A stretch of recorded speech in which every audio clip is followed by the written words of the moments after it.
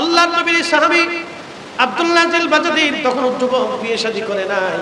তার চাচা তাকে ডাকতে বলে, আব্দুল্লাহ তোমার শরীরের সমস্ত পোশাকগুলি খুলে দাও, কারণ তুমি কালেমা পড়ছো। আব্দুল্লাহ বলল, চাচা পোশাকটা অন্তত তুমি ভিক্ষা আমাকে দাও। চাচা বললেন, আব্দুল্লাহ না, পোশাক ভিক্ষা দেওয়া সম্ভব হবে না, তুমি চলে যাও, সব কিছু ছেড়ে দিয়ে উলঙ্গ হয়ে চলে যাও। যুবক ছেলেটা পোশাক ছেড়ে দিয়ে উলঙ্গ হয়ে মায়ের দরজার সামনে চলে আসছে। মা, ও মা, মা বলে যখন ডাকতেছে, কারণ আপনারা মনে রাখবেন, সন্তানের জন্য শ্রেষ্ঠ নিরাপদের জায়গা হলো মায়ের কোল। আজকে একটা কথা মনে রাখবেন, বলে দিয়ে যায়, আপনাদের দেশে মুরগি আছে, যদিও এটা শহর, মুরগি পাওয়া যাবে না গ্রাম অঞ্চলে। মুরগি ডিমের উপরে তা দেয়, একটা মুরগি 21 দিন 22 দিন 25 26 দিন ডিমের উপরে তা দেয়। ওই সময় দেখবেন মুরগিটা খাবার খায় না, তেমন খাবার খায় না, 24 ঘন্টা ডিমের উপরে মুরগিটা বসে থাকে। ওই সময় সামান্য পরিমাণে খাদ্য গ্রহণ করে মুরগিটা, পানিও তেমন কিছু খায় না, মুরগি বসে থাকে। দেখেন মুরগিটা মা হবে, মা কি জিনিস, মা হবে মুরগি। মুরগি থেকে বুঝে যান, বাচ্চা ফুটলো, বাচ্চা ফুটার পরে এই মুরগিটা বাচ্চার সামনে আপনি খুদ ছিটাই দেবেন। খুদ আমাদের ফরিদপুরের ভাষায় বলে খুদ, নারায়ণগঞ্জে কি বলে আমি জানি না। খুদ ছিটাই দিবেন। খুদ ছিটাই দেওয়ার পরে দেখবেন মুরগিটা নিজে খায় না, মুখ দিয়ে টুকরায় টুকরায় টুকরায় টুকরায় বাচ্চাদের মুখের দিকে ছেড়ে ছেড়ে দেয়। পা দিয়ে আশ্রয় আশ্রয় সে বাচ্চাদের সামনে দেয়, আর একটা ডাক দেয়, ডেকে ডেকে বলে, খাও খাও খাও। মুরগির ভাষায় বলে, খাও খাও খাও। দেখেন এই মুরগিটা তার বাচ্চাদের কলিজার ভিতর থেকে ভালোবাসে। শিয়াল আসছে, শৃগাল আসছে বাচ্চা ধরার জন্য, মুরগি জানে এই শিয়ালের সাথে আমি মারামারি করে পারবো না, কিন্তু তার বাচ্চা বাঁচানোর জন্য এই মুরগিটা শিয়ালের সাথে মারামারি করতে থাকে, বন্য প্রাণীর সাথে মারামারি করতে থাকে, কুত্তার সাথে মারামারি করতে থাকে। এমনকি অচেনা ব্যক্তি সেই বাচ্চা যদি ধরতে যায়, তাহলে মানুষের সাথে মুরগি মারামারি করে। কারণ কি? মা মা মা মা মা। এ পাগলার মুসলমান, মুরগিটা মা মা মা। খবরে দেখলাম একটা যুবক নিজের মাইরে মেরে জবাই করে হত্যা করে ফ্রিজের মধ্যে রেখে দিয়েছে। এটা যদি হয় আমার সমাজ, আগামীর দিনগুলি আমাদের জন্য ভয়াবহ হবে। কারণ আপনি বিচক্ষণ পরিসংখ্যান করে দেখবেন, আমাদের দেশে লক্ষ লক্ষ যুবক আছে যাদের কোনো আদব নাই, সালাম নাই, কালাম নাই। লক্ষ লক্ষ যুবক আছে বেয়াদব, তারা মোটর সাইকেল বলে বাবু চিনে না, চাচাও চিনে না, উস্তাদও চিনে না, সালাম কালাম পর্যন্ত ভুলে গেছে। কি কথা বলেন না কেন? মুরব্বি মানে না, মুরব্বি চিনে না, মুরব্বি শ্রদ্ধা করে না। আমি কি মিথ্যা বলতেছি? হাজার হাজার লক্ষ লক্ষ যুবক আগামীর দিনগুলি বাংলার জন্য বড় ভয়াবহ হবে। এই জন্য তরিকা, আমাদের তরিকার প্রথম সবকের নাম আদাব। আপনি দেখবেন বিশ্ব জাকের মঞ্জিলের একটা যুবকও বেয়াদব না। কথা বলেন না কেন?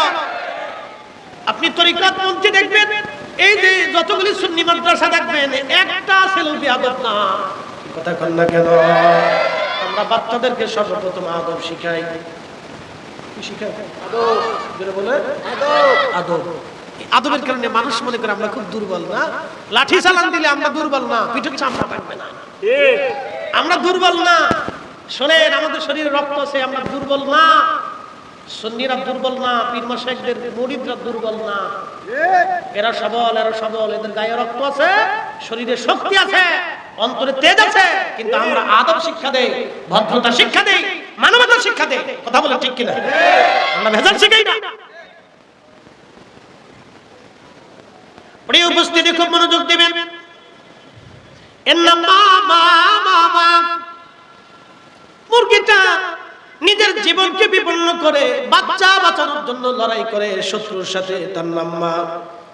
আরো যদি দেখতে চান, মহিষ, সমস্ত মহিষ বাঘের ভয়ে পালিয়ে চলে গেল, কিন্তু মা মহিষ বাচ্চাটাকে ছেড়ে যায় না। ওই বাচ্চার ডানে বামে সামনে পিছনে ঘুরে ঘুরে থাকে। শেষ পর্যন্ত সিংহের সাথে মহিষটা লড়াই করতে থাকে। লড়াই করে করে মহিষ মারা যায়। তারপরও তার বাচ্চা ছেড়ে সে পালায় যায় না, এটার নাম মা। মা মা কি কথা বলেন ঠিক কিনা? ওগো মা, তুমি এ ধরনের শ্রেষ্ঠ নিয়ামত, তোমারই পদ তলে রয়েছে জান্নাত। ওগো মা, তুমি এ ধরনের শ্রেষ্ঠ নিয়ামত, তোমারই পদ তলে রয়েছে জান্নাত। এ যুবক বন্ধু, শুনে যাবে না, মাকে কি করে সম্মান করতে হয়। যেহেতু আলোচনা এসে গেছে, একটা ঘটনা বলে দিয়ে যাই। মুস্তাদরিক হাকিম লিসাইয়্যিনে ইমাম হাকিম বিশুদ্ধ সনদে একখানা হাদিস লিখেছেন। ইমাম জাহাবি এই হাদিসের কিতাবের ব্যাখ্যা করেছেন আত-তালখিস। আত-তালখিসের মধ্যে তিনি হাদিসটাকে সহিহ বলেছেন। আল্লাহর নবী বসে আছেন, সাহাবায়ে কিরাম নিয়ে বসা মদিনাতুল মুনাওয়ারাতে। আল্লাহু আকবার। আল্লাহর নবী দেখলেন বহু দূর থেকে একজন বৃদ্ধ মহিলা, বৃদ্ধা নারী লাঠিতে ভর দিয়ে দিয়ে হেঁটে হেঁটে হেঁটে হেঁটে আসতেছে। ওই বৃদ্ধা নারীকে দেখে নবীজি দাঁড়িয়ে গেলেন। আল্লাহর নবী দাঁড়ানোর পরে সাহাবীরা দাঁড়িয়ে গেলেন। নবী দাঁড়িয়েছে, সাহাবীরাও দাঁড়ায় গেল। আল্লাহর নবী নিজের গা মোবারকে চাদর ছিল, ওই চাদরখানা নবীজির সামনে বিছায় দিলেন। ওই বৃদ্ধা নারী হেঁটে হেঁটে হেঁটে হেঁটে আল্লাহর হাবিবের সামনে আসার পরে ওই বৃদ্ধা নারী চাদরের উপরে আসলো। ওই বৃদ্ধা নারীও বসলো, আল্লাহর নবীও বসলেন। সাহাবীরা আস্তে করে দূরে সরে চলে গেলেন। বৃদ্ধা নারী কি যেন বলে, সাহাবীরা দূর থেকে লক্ষ্য করতেছিল। আল্লাহর নবী বিনয়ে বিনয়ে তার কথা শুনতেছিলেন এবং বিনয়ে বিনয়ে তার কথার জবাব দিচ্ছিলেন। একসাথে বলা যাবে না আল্লাহু আকবার। বিনয়ে বিনয়ে কথা শুনতেছে, বিনয়ে বিনয়ে নবী তার জবাব দিচ্ছে। মহিলা কি যেন বলে, নবী বিনয়ে বিনয়ে জবাব দেয়, বিনয়ে বিনয়ে বিনয়ে বিনয়ে কথা বলে। আল্লাহ কোরআনে বলে দিলেন, ইম্মা ইয়াবলুগান্না ইনদাকাল কিবারা আহাদুহুমা আও কিলাহুমা ফালা তাকুল লাহুমা উফিউ ওয়া লা তানহারহুমা ওয়া কুল লাহুমা কাওলান কারীমা।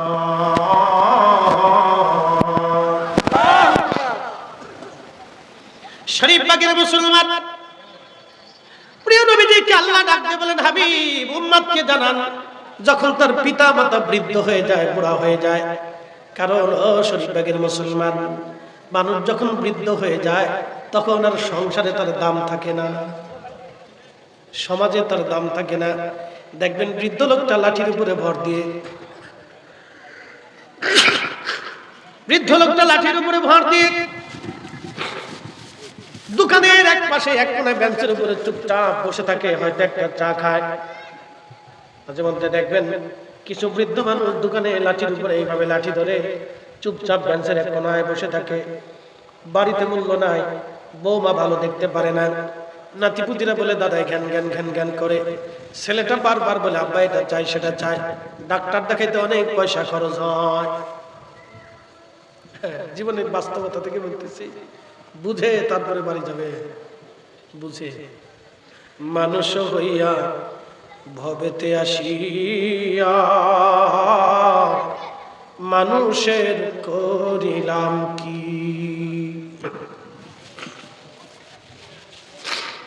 আমি নবী না মানিলাম কি যে ভুল করিলাম, আমি নবী না মানিলাম কি যে ভুল করিলাম, ভস্মে ঢালিলাম ঘি, মানুষ হইয়া ভবেতে আসিয়া মানুষের করিলাম কি। যখন বুড়া হয়ে যায় সমাজে কোনো মূল্য নাই, পরিবারে কোনো মূল্য নাই, কোনো মূল্য নাই, সংসারে কোনো মূল্য নাই, বেটার বউয়ের কাছে কোনো দাম নাই। আর আল্লাহ না করুক একবার যদি প্যারালাইসিস হয়ে যায় তাহলে এই বিপদের কোনো শেষ নাই, এই বিপদের কোনো বাপ মা নাই। আমি দোয়া করি কোনো বৃদ্ধকে বৃদ্ধাকে যেন আল্লাহ কঠিন শাস্তি না দেয়, বৃদ্ধকালে কারণ এটা বড় কঠিন, বিরাট বড় কঠিন, অনেক বড় কঠিন, অনেক বড় কঠিন। আল্লাহর নবী দাঁড়ানো বসে গেলেন, বিনয় বিনয় কথা বলতেছে। আল্লাহ ডাক দিয়ে বলেন, ইম্মা ইয়াবলুগান্না ইনদাকাল কিবার।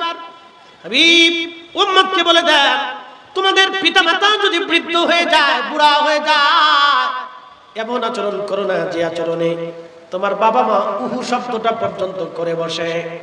তোমার পিতামাতা উহু শব্দটা পর্যন্ত করে বসে, এমন আচরণ তুমি বাবা মার সাথে করো না। আল্লাহর নবী বসে গেলেন, বিনয়ে বিনয় নবীজি কথা বলতেছিলেন। আহা, মহিলা দাঁড়ায় গেল, নবীজি দাঁড়ায় গেলেন। বহু দূর পর্যন্ত দেখা যাইতেছিল আল্লাহর নবী পথের দিকে তাকায়ছিলেন। দীর্ঘ সময় নবীজি পথের দিকে তাকানো। সাহাবীরা কাছে এসে দাঁড়ায় বলেন, ইয়া রাসূলুল্লাহি, কোন ভাগ্যবান সে নারী যে নারী আপনার গায়ের চাদরের উপরে বসে গেল আজ। এই ভাগ্যবতী নারী কে নবীজি, যার সাথে আপনি বিনয়ে বিনয়ে কথা বললেন? ইয়া রাসূলুল্লাহ, বলবেন কি? এই ভাগ্যবতী নারীটা কে?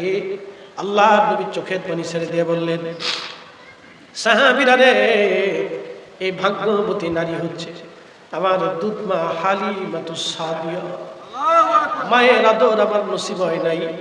ছোট্ট কালে দোলনা থেকে আমাকে নিয়ে গিয়েছিলেন, মায়ের আদর দিয়ে আমাকে কোলে করে ভালোবাসা দিয়ে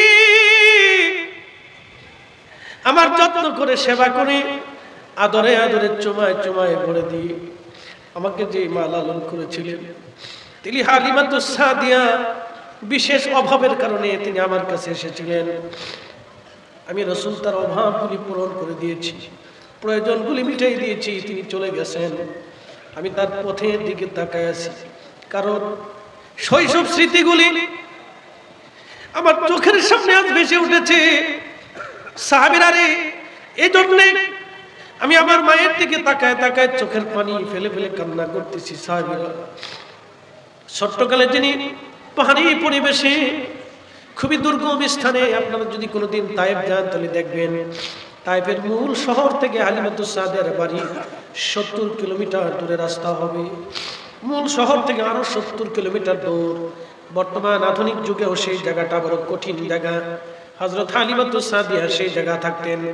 আল্লাহর নবীকে নিয়ে আল্লাহর নবী বলতেছিলেন, সাহাবীরা রে, ছোটকালের স্মৃতিগুলি মনে করে আমি নবীজি দাঁড়ায়া দাঁড়ায়া চোখের পানি ছেড়ে দিয়ে তার জন্য কান্না করতেছি।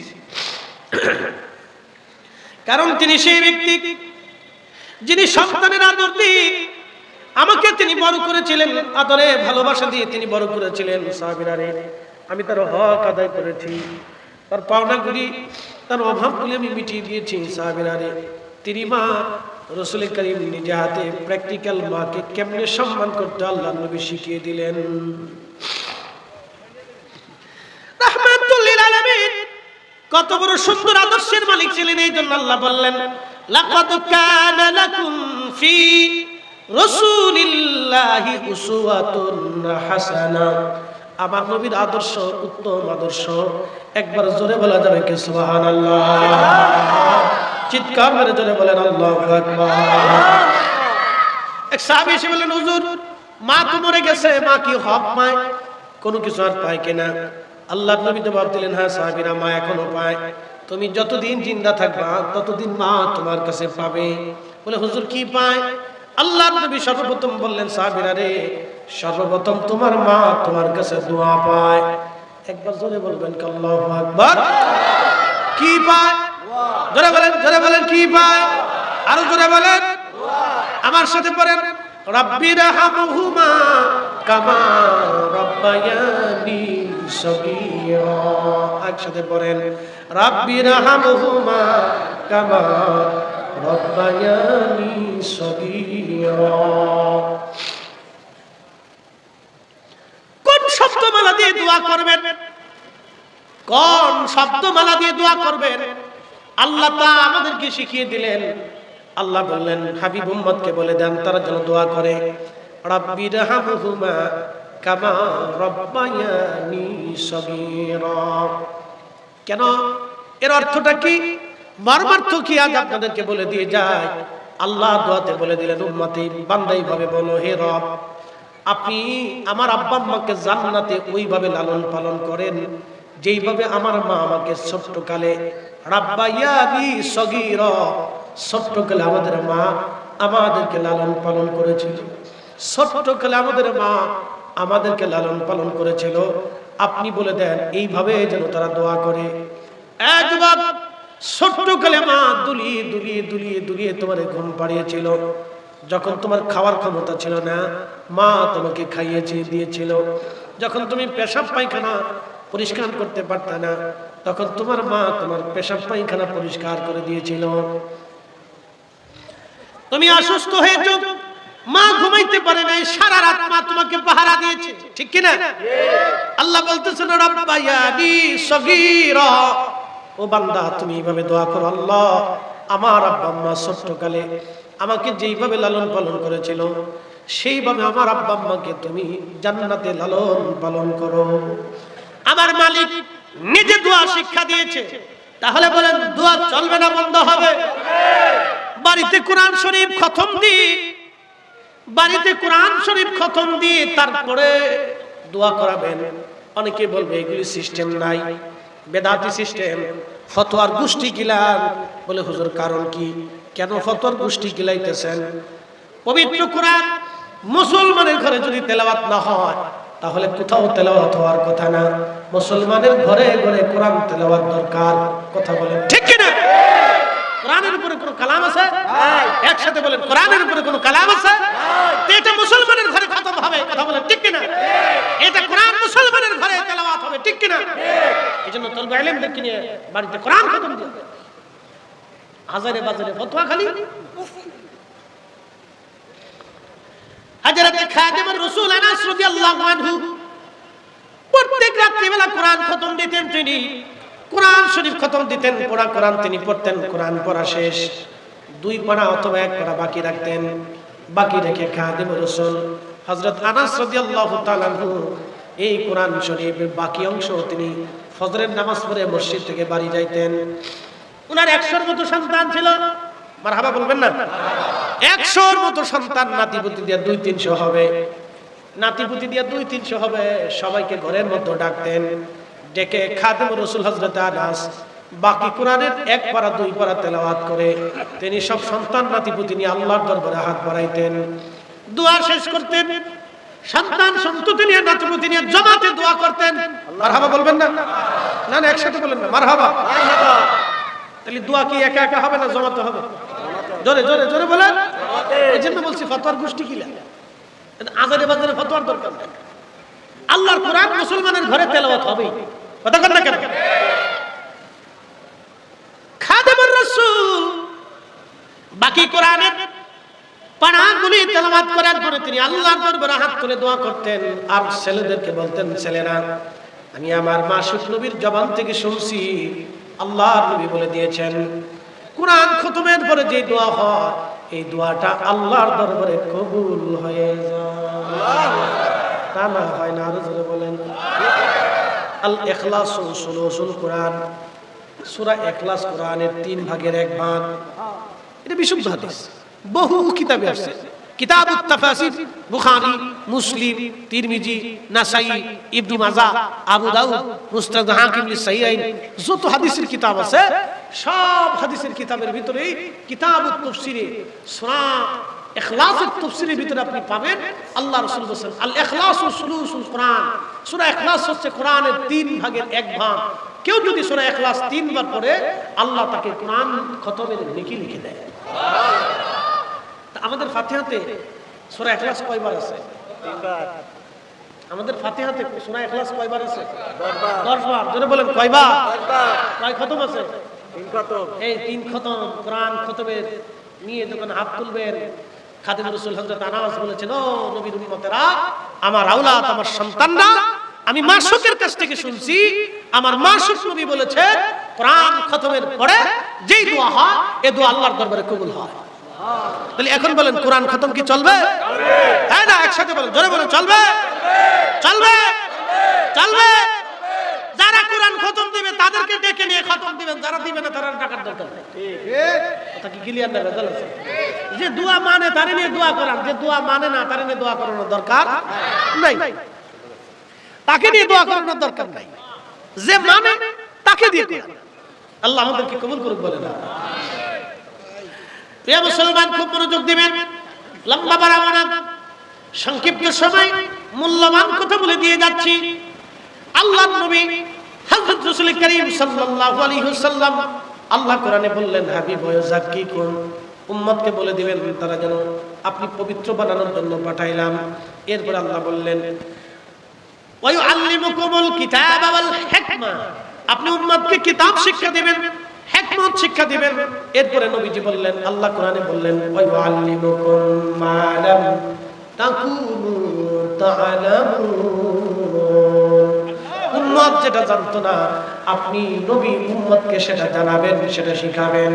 একবার জোরে বলা যাবে কি মারহাবা? আল্লাহুম্মা সাল্লি আলা সাইয়্যিদিনা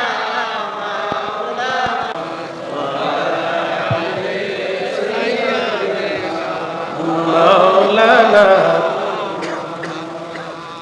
তুমি রহমান, তুমি মেহেরবান, তুমি রহমান, তুমি মেহেরবান।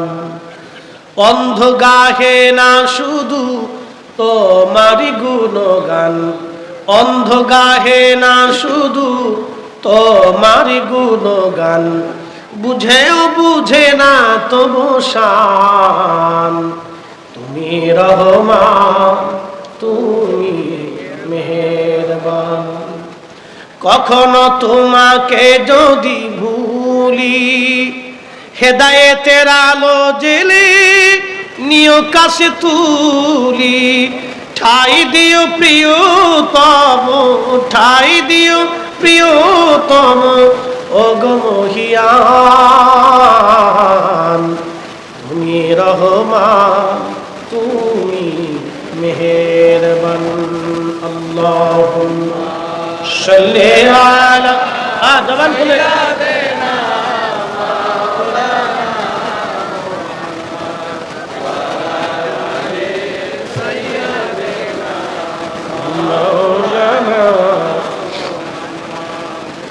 বন্ধু, খুব মনোযোগ দেবেন। আইয়ুআল্লিমুকুম মা লাম তাকুনু তা'লামুন, উম্মত যেটা জানে না আপনি জানাবেন। এই মনোযোগ দেন, পৃথিবীতে ইমাম মাহদী দুনিয়াতে আসবে। একসাথে বলেন আল্লাহু আকবার। কি আসবে? ইমাম মাহদী। কখন আসবে তাও বলে দিয়ে যাই। সহিহ বুখারীতে কিতাবুল ফিতানে আমার নবী বলেছেন, উম্মত সারা পৃথিবীতে দুইটা নদী আল্লাহ জান্নাত থেকে পাঠিয়েছে। একটা নদীর নাম ফোরাত, আর একটা নদীর নাম নীল। এই দুইটা নদী সরাসরি জান্নাত থেকে আসছে। এই জন্য আপনি যদি দেখেন এই দুই নদীর পানি কখনো শুকায় না, অথচ মরুভূমির ভিতর দিয়েও নদী আছে। প্রচন্ড উত্তাপ, 50 ডিগ্রি সেলসিয়াস তাপমাত্রায় নদী শুকায় না। একসাথে বলবেন আল্লাহু আকবার। এই নদী চলমান আজকে হাজার হাজার বছর ধরে, এই নদী চলমান। একটা দিনের জন্য এই নদী কখনো শুকায় নাই। তবে হ্যাঁ, কিয়ামতের আগে নদীটা শুকায় যাবে। আল্লাহর নবী বললেন, ফোরাত নদী শুকিয়ে যাবে, স্বর্ণের পাহাড় বেশি উঠবে। এই স্বর্ণকে কেন্দ্র করে তাম পৃথিবীতে যুদ্ধ শুরু হবে। সেই যুদ্ধটা হবে মহাযুদ্ধ। প্রত্যেক 100 জনের মধ্যে 99 জন মারা যাবে, একজন মাত্র ব্যক্তি বেঁচে থাকবে। যিনি বেঁচে থাকবে তিনি ইমানদার। এরপরে আল্লাহর জমিনে ইমাম মাহদী আলাইহিস সালাম এই জমিনে আসবে। একবার জোরে বলা যাবে আল্লাহু আকবার। ইমাম মাহদী 40 বছর পর্যন্ত ঝড়ে জঙ্গলে, মরুতে, পাহাড়ে উট, দুম্বা, ছাগল, ভেড়া চড়াইতে থাকবে। দুনিয়ার কোন মাদ্রাসা, মক্তব, ইউনিভার্সিটিতে একটা অক্ষর তিনি কারোর কাছ থেকে শিখবে না। আল্লাহর নবী বলেন, উম্মতে 40 বছর যেই দিন পার হয়ে যাবে, সেই দিন রাত্রিবেলা আমার আল্লাহ পৃথিবীর সমস্ত এলেম আমার মাহদীর কলিজার ভিতরে আল্লাহ ঢুকাই দিবে। আসতে হয়ে গেল না? জোরে বলবেন। আচ্ছা, আপনারা বলেন, নবী দিয়া মাহদী না মাহদী দিয়া নবী? নবী দিয়া মাহদী। জোরে বলেন, জোরে জোরে জোরে। নবী দিয়া মাহদী। ইমাম মাহদী হবে হাসানি হুসাইনি। হযরত ইমাম হাসান হুসাইনের সরাসরি নসল, দুই রক্তের ধারা অনুযায়ী বাবা এবং মা হবে হাসানি হুসাইনি। সরাসরি রাসূল কারীমের রক্ত হবে, সরাসরি রাসূলের নসল, আমার নবীর রক্ত হবে। ইমাম মাহদী নাম হবে মুহাম্মদ, বাবার নাম তার হবে আব্দুল্লাহ, কিন্তু পরিচিত হবে ইমাম মাহদী হিসেবে।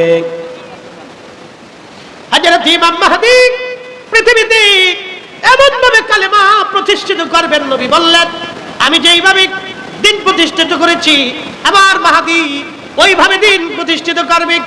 একসাথে বলা যাবে না আল্লাহু আকবার।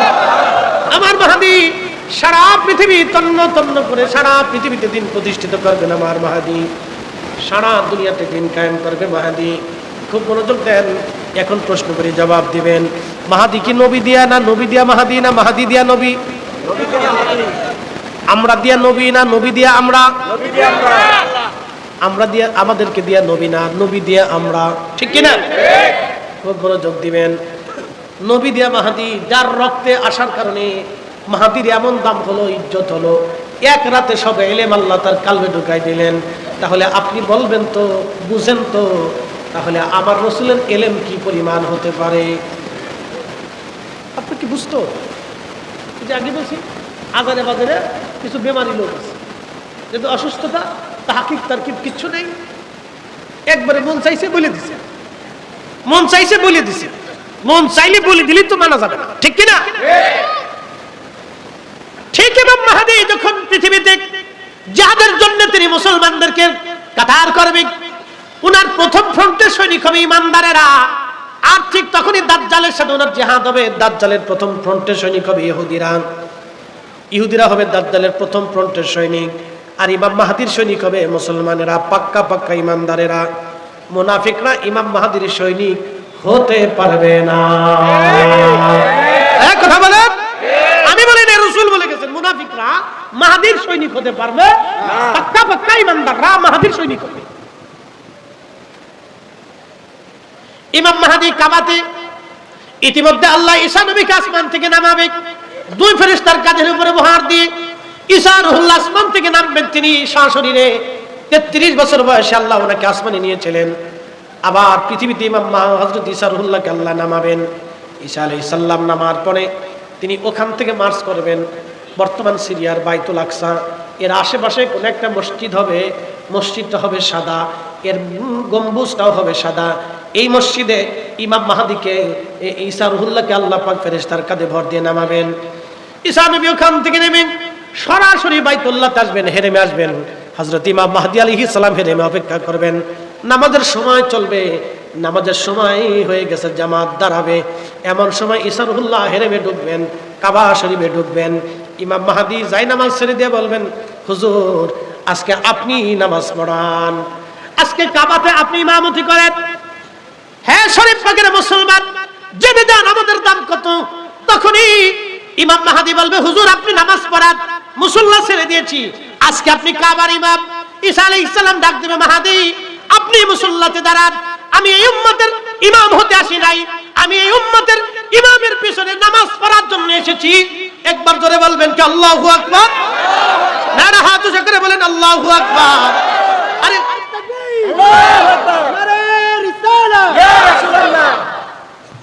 এই উম্মতের দাম তো দেটা হয়, তো রাসূলের দাম কত? একসাথে বলবেন আল্লাহু আকবার। এত দামি নবীরে তাজিম করার জন্য দলিলের দরকার আছে। নবী তো নিজেই দলিল, কি কথা কেন? নবী নিজে দলিল, কথা কেন? নবী নিজে দলিল। এই জন্য হযরত ইমাম মালিক 80 বছর মদিনাতে কোনোদিন জুতা পরে নাই। ঠিক কত বছর? 80 বছর। 80 বছর মদিনাতে জুতা পরেন নাই, খালি পায়ে হাঁটলেন। প্রচন্ড গরমে পা ফুসকা পড়লো, ঘা হয়ে গেল, তারপরেও তিনি হাঁটলেন, জুতা পরলেন না, পায়ে থুতু নিক্ষেপ করলেন না, পায়খানা পেশাব করলেন না। ওনার কাছে যদি বলা হতো, হো মুসলমানদের ইমাম, আপনি এত বড় আলেম, এত বড় ইমাম, অথচ মদিনাতে জুতা পরেন না, পায়খানা পেশাব করেন না, কোন দলিলে? উনি কোনো দলিল দিতেন না, একটাই দলিল ছিল, বলো যেই মাটির মধ্যে দোজাহানের বাদশা ঘুমিয়েছেন, যেই মাটির মধ্যে রহমাতুল লিল আলামিন ঘুমিয়েছেন, আমি ওই মাটিতে কি করে জুতা পরবো, আমি ওই মাটিতে কি করে থুতু নিক্ষেপ করব, আমি ওই মাটিতে কি করে পায়খানা পেশাব করব? জোরে বলা যাবে কি মারহাবা? ত্রিভুবনের প্রিয় মুহাম্মদ এলো রে দুনিয়ায়,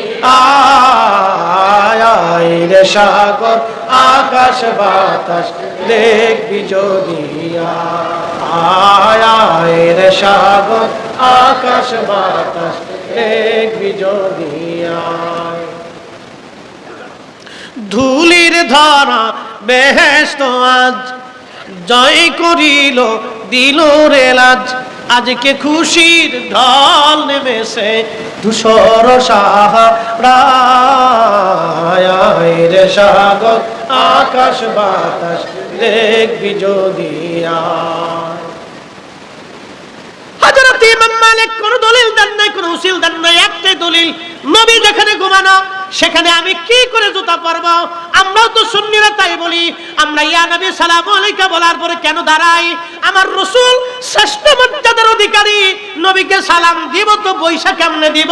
তাজিমের সাথে দাঁড়াইয়াই দিব। আমাদেরকে হাজার কোটি টাকা দিলেও বসে থাকার উপায় নাই, আমরা দাঁড়াবই।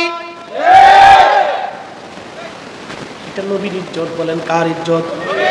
আল্লাহ রাসূলের ইজ্জত। মনোযোগ দেন। হযরতে ঈসা রুহুল্লাহ নামাজ শেষ করবেন, ইমাম মাহদির পিছনে নামাজ পড়বেন, নামাজ শেষ করে সরাসরি মদিনার দিকে রওনা করবেন। মদিনার দিকে রওনা করেছেন, মদিনাতুল মুনওয়ারা যাইয়া আল্লাহর নবীর রওজা মুবারকের সামনে দাঁড়াবেন, সালাম দিবেন, আসসালাতু আসসালামু আলাইকা ইয়া রাসূলুল্লাহ। ইমাম হাকিম মুস্তাদরিক হাকিম লিসাইয়িনের ভিতরে লিখতেছেন, ঠিক রওজা শরীফ থেকে নবী সালামের জবাব দিবেন। হ্যাঁ হয় না? জোরে বলেন, একসাথে বলেন আল্লাহু আকবার। নবী আসে না নাই? আসে না নাই? সালামের জবাব লক্ষ লক্ষ মুসলমানরা শুনবে। আমার রাসূলের কণ্ঠের সালামের জবাব লক্ষ লক্ষ মুসলমানরা শুনবে। ঈসা নবী সালাম দিবেন, আমার নবী সালামের জবাব দিয়ে দিবেন। আল আনবিয়া ওয়াহিয়াউন ফি কুবুরিহিম ইউসাল্লুন, নবীরা রওজা মুবারকে জিন্দা জিন্দা জিন্দা। আমি মদিনাতে দুই ধরনের হাজি পেয়েছি, তিন ধরনের হাজি পেয়েছি। এক হাজি রওজার পাশে দাঁড়ায়া চোখের পানি ছেড়ে ছেড়ে কাঁদতো, আর এক হাজি দেখতাম শুধু সালাম দিয়ে চলে যাইতো, আর এক হাজি দেখতাম সেলফি হাজি, ছবি তুলে টাস টাস টাস টাস টাস টাস। এটা আব্দুল ওহাব নজদির প্রোডাক্ট। টাস টাস টাস টাস করে সেলফি। আচ্ছা বলেন তো, ঘুমিয়ে আছে রাহমাতুল লিল আলামিন, ঈসা রুহুল্লাহ তাকে সালাম দিবে, তিনি এখান থেকে সালামের জবাব দিবে, লক্ষ লক্ষ মুসলমান সেই জবাব শুনতে পারবে। একসাথে বলবেন আল্লাহু আকবার। সালামের জবাব দেয় না? দেয় না? জিন্দা আছে না? তো উম্মতের কলিজায় সাহস কি করে হয় ওইখানে যে সেলফি তোলা? লজ্জা করা উচিত। কথা বলেন ঠিক না? কি ঈমান মুসলমানের নষ্ট হয়ে যায়। আমরা বললে আমরা বেদাতি, আমরা কি হয়ে যাই? বেদাতি, মাজার পূজারি। বাস, শুধু বেদাতি মাজার পূজারি। আমি নিজে দেখছি হেরেমে জুতা পাই দিয়ে মুসলমান তাওয়াফ করতেছে, হজের সময় ফরজ তাওয়াফ করতেছে। আমার এই মোবাইলে ভিডিও করে দিয়েছে, মুসলমান জুতা পাই দিয়ে ফরজ তাওয়াফ করতেছে। তার মানে কাবার চাইতে তো জুতার দাম বেশি দিয়েছে। কাবা কার ঘর? আপনাদের মসজিদে জুতা পাই দিয়ে ভিজেন না, কি বলেন? তাহলে হেরেমে মুসলমান জুতা পাই দিয়ে কেমনে যায়? লজ্জা করা উচিত, শরম করা উচিত। এসব আব্দুল ওহাব কিছু মনে কিছু মনে। এই জন্য মুসলমানের প্রথম সবক হচ্ছে আদব। কথা বললে ঠিক কিনা? প্রথম সবক কি? আদব হচ্ছে প্রথম সবক। আল্লাহ আমাদেরকে আদাবি বানাই। সকলে বলে না আমি। ভাগ্যিস আপনারা তরিকা দিচ্ছিলেন, কথা ঠিক কিনা? ভাগ্যিস আউলিয়া কালামের সহমতি গিয়েছিলেন, যার কারণে এগুলো কিছু আপনারা জানতে পারেন, বুঝতে পারেন, শিখতে পারেন। আল্লাহ আমাদেরকে এই আউলিয়া কালামের দামনকে মজবুত করে ধরে রাখার তৌফিক দিক। সকলে বলেন আমিন। আসেন নবীজিকে ধরে সালাম জানাই। ইয়া নবী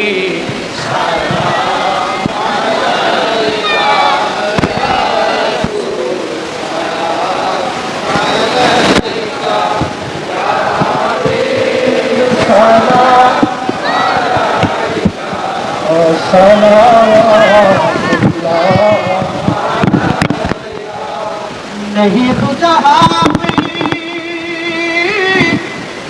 की मिसाल मोहम्मद जमाने खुदा है हमारे मोहम्मद अपनी तो रहमत अल्लाह की से अपना কে দিলাম দেখা দেন নবী স্বপনে এই আরজ আপনার চরণে ইয়া নবী সালাম আলাইকা ইয়া রাসূল ইয়া হাবিব আলাইকা সালাওয়াত سيدي مرشدي